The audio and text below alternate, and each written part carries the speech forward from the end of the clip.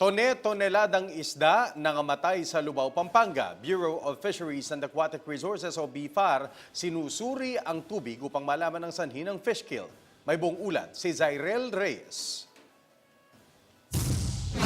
Maluha-luha ngayon si Carlito Magpayo, ang fish pond owner ng 17.5 hectares na palaisdaan sa purok ng Sunflower, Barangay Santa Monica, Lubao, Pampanga. Paano ba naman kasi nangamatay ang kanyang mga alagang tilapia na malapit ng anihin? Aabot sa 50 toneladang isda ni Magpayo ang nangamatay na nagkakahalaga ng 3.1 million pesos. Nangangamba si Magpayo na baka tilapia lake virus na nga ang tumama sa kanyang palaisdaan. Hindi ko masasabing maganda dahil sana itong mga nanatira kahit mga feeds lang ma-recover namin, pero I doubt kasi ang estimate namin dito from 110 to 120, kung namatayan ka ng 40,000 more estimate tons, so konti na lang. Malaking load. Katunayan, sa sobrang dami ng mga namatay na isda sa palaisdaan ni Magpayo, inabot daw sila ng 5 araw bago nahakot ang lahat ng to. Kaya umabot pa ng ganun katagal kasi napakaraming namatay.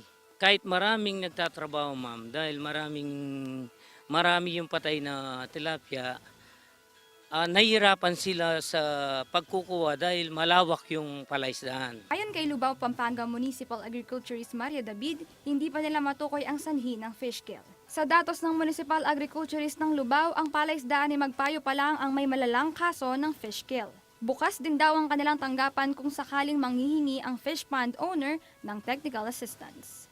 Nung nagkaroon ng text kay Mayora, kaagad nagpunta kami doon. Tapos tumawag ako sa BFAR, sa Peace Health Services, agad-agad, within that day. Ipinagbigay alam na raw ng munisipyo ng Lubao ang insidente ng fish kill sa Bureau of Fisheries and Aquatic Resources o BFAR Region 3. Nagtitrigger kasi yung malalakas na ulan. Siyempre, pag malakas yung ulan, magagalaw yung ilalim.